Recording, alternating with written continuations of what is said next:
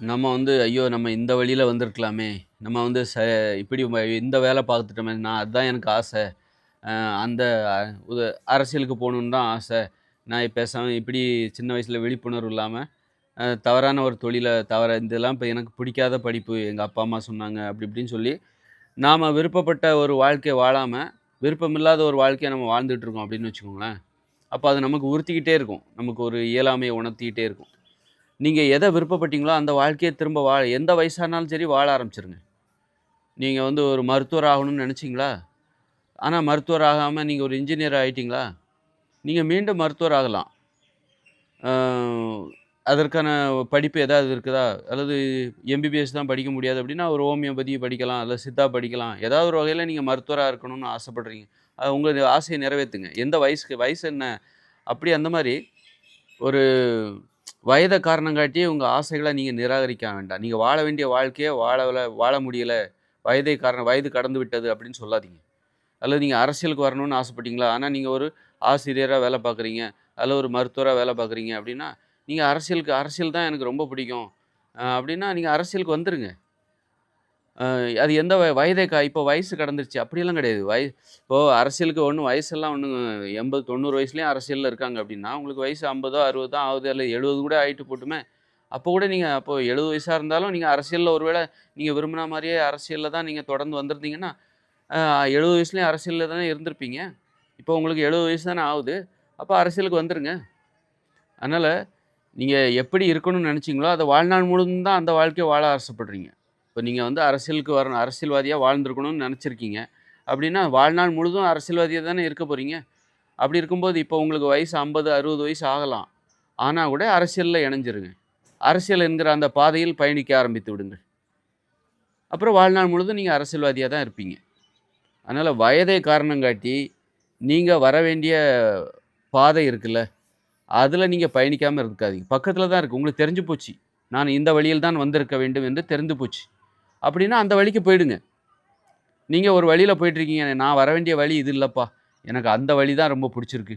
அப்படின்னா அந்த வழியா போயிடுங்க. நான் ஒரு ஓவியர் ஆகணும், அல்லது நான் கவிஞர் ஆகணும், ஒரு கதாசிரியர் ஆகணும். அதுதான் எனது விருப்பம். அல்லது நான் ஒரு டைரக்டர் ஆகணும். அதுதான் எனது விருப்பம் அப்படின்னா, இப்ப எனக்கு வயசு போயிடுச்சு. அப்படின்னா அப்படியெல்லாம் சொல்லவே சொல்லாதீங்க. நீங்க ஒரு கதாசிரியராவோ, டைரக்டராவோ இருந்தா வாழ்நாள் முழுதும் அப்படித்தானே இருந்திருப்பீங்க. அப்படின்னா இன்னும் நீங்க வாழ்ந்துட்டு தானே இருக்கீங்க.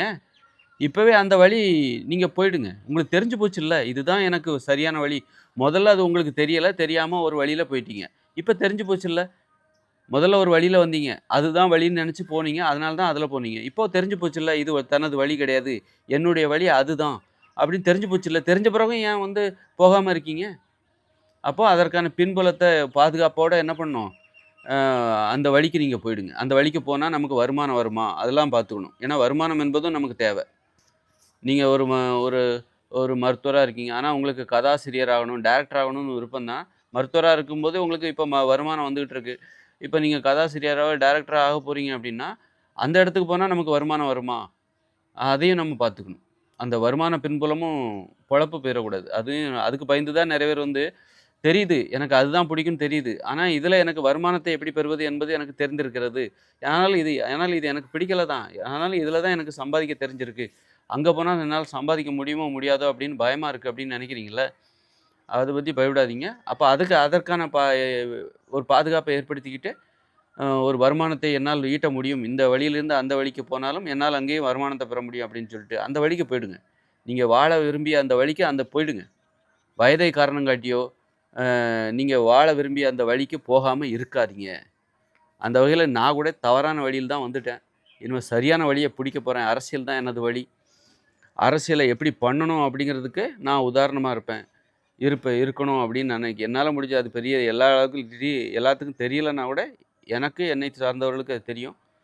அரசியல் எப்படி செய்ய வேண்டுமென்றால், அரசியல் செய்வதற்கு அரசியல்வாதியாக வாழ்வதற்கும், பிழைப்பதற்கும் வருமானத்தை மக்களிடம் நன்கொடையாக வாங்கக்கூடாது.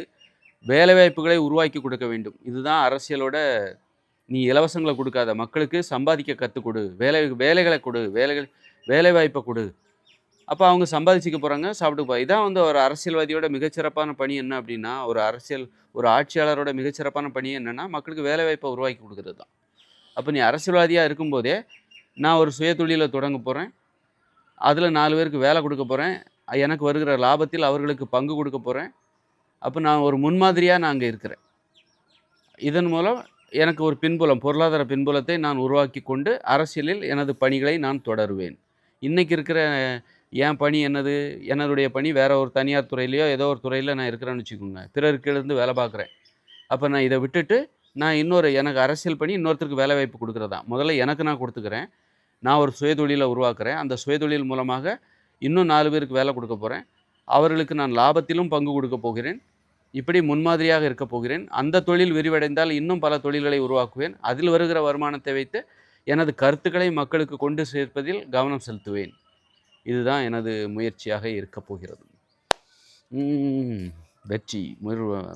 இதேபோல நீங்களும் அ வ நீங்கள் வாழ விரும்பிய வாழ்க்கையை வா வாழ்ந்து விடுங்கள்.